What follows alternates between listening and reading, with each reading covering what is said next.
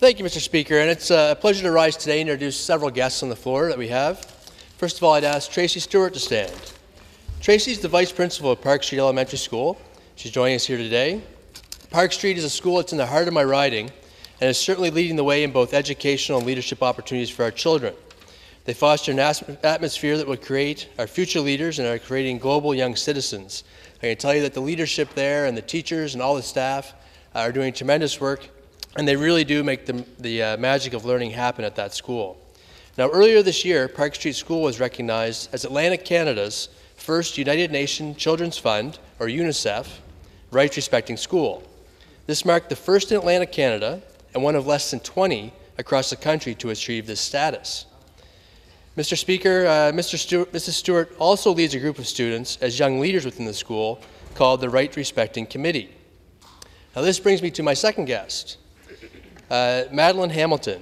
Madelynn is a grade 4 student at Park Street School, and she's accompanied here today by her father Trevor, her mother Kim, and her big sister Sheridan. Now, as we know, November 20th was National Child Day.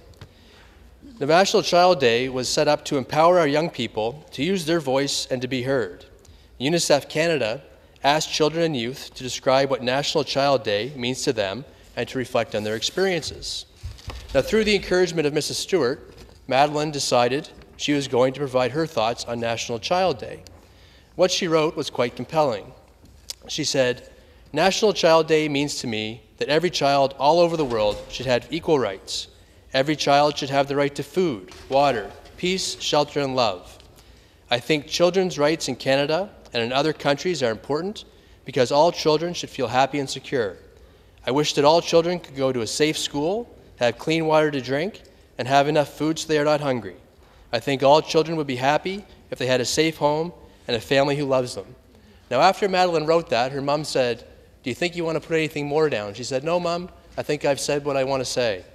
And that was obviously very well said, Mr. Speaker, so much so that Madelynn's submission, and this was open to students all across Canada of all grade levels, was one of only 3 submissions across Canada that got posted on UNICEF Canada's website for National Child Day. So I think that's quite an accomplishment by Madelynn.